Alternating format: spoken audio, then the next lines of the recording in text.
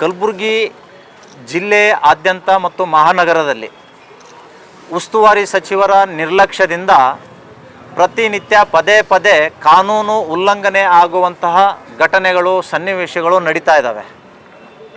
ಯಡ್ರಾಮಿಯ ಅಪ್ರಾಪ್ತೆಯ ಯುವತಿಯ ಮೇಲೆ ಅತ್ಯಾಚಾರ, ಚಿಂಚೋಳಿಯ ವಯೋವೃದ್ಧೆಯ ಮೇಲೆ ಅತ್ಯಾಚಾರ, ಸುಳ್ಳು ಜಾತಿ ನಿಂದನೆ ಕೇಸುಗಳು, ಚಿತ್ತಾಪುರಿನಲ್ಲಿ ಅತ್ಯಾಚಾರ ಪ್ರಕರಣಗಳು ಪ್ರತಿನಿತ್ಯ ನಡೀತಾ ಇದ್ದರೂ ಕೂಡ ಇಲ್ಲಿಯ ಜವಾಬ್ದಾರಿ ವಹಿಸಿಕೊಂಡಂತಹ ಸಚಿವರು ಒಂದೇ ಒಂದು ಖಂಡನೆಯನ್ನು ವ್ಯಕ್ತಪಡಿಸಿಲ್ಲ. ಇಂಥದರ ವಿರುದ್ಧ ಹೋರಾಟ ಮಾಡುವಂತಹ ಸ್ವಾಮಿಗಳಿಗೆ ಕೆಲಸ ಇಲ್ಲಾರ್ದು ಸ್ವಾಮಿಗಳು, BJPಯವರು ಇಂತಹ ಸ್ವಾಮಿಗಳಿಗೆ ಬೆಂಕಿ ಹಚ್ಚಕ್ಕೆ ಕರೀತಾರೆ ಅಂತ ಬೋಧನೆ ಕೊಡುವ ಮಹಾಮಂತ್ರಿಗಳು ಇವತ್ತು ಇಂತಹ ಘಟನೆಗಳ ಬಗ್ಗೆ ಒಂಚೂರು ಮಾತಾಡ್ತಾ ಇಲ್ಲ.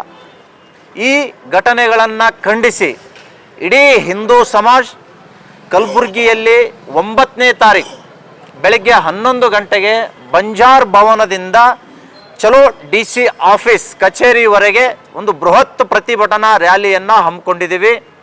ಆ ಮೂಲಕ ಕರ್ನಾಟಕದಲ್ಲಿ ಕಾನೂನು ಸುವ್ಯವಸ್ಥೆ ಸರಿಪಡಿಸಲಿಕ್ಕೆ ಕೇಂದ್ರ ಮಂತ್ರಿಗಳು ಮಧ್ಯಸ್ಥಿಕೆ ವಹಿಸಬೇಕು ಮತ್ತು ಇಂತಹ ಗಂಭೀರವಾದಂತಹ ಪ್ರಕರಣಗಳನ್ನು CODಗೆ ಒಪ್ಪಿಸಬೇಕು ಅನ್ನುವಂತಹ ಮನವಿಯನ್ನು ಕೇಂದ್ರ ಸರ್ಕಾರಕ್ಕೆ ನಾವು ಸಲ್ಲಿಸ್ತಾ ಇದ್ದೀವಿ.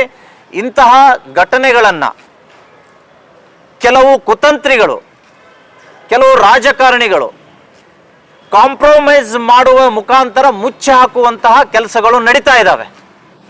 ಇಂಥದ್ದು ಕೂಡ ತನಿಖೆ ಆಗಲಿಕ್ಕೇ ಈ ಪ್ರಕರಣವನ್ನು CODಗೆ ಒಪ್ಪಿಸಬೇಕು ಅಂತ ನಮ್ಮ ಒತ್ತಾಯ ಇವತ್ತು ಸರ್ಕಾರಕ್ಕಿದೆ.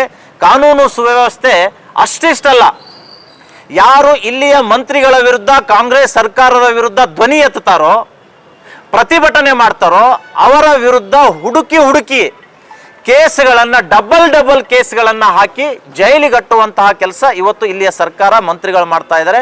ಇವೆಲ್ಲವೂ ಕೂಡ ಉಗ್ರವಾಗಿ ಖಂಡಿಸಿ ನಾವು 9ನೇ ತಾರೀಕು ಅದಕ್ಕೆ ತಕ್ಕ ಉತ್ತರವನ್ನು ನಾವು ಕೊಡೋರಿದ್ದೀವಿ. ಇದಕ್ಕಾಗಿಯೇ ಅನೇಕ ಮಠಾಧೀಶರೆಲ್ಲ ನಾವು ಸೇರಿದ್ದೀವಿ.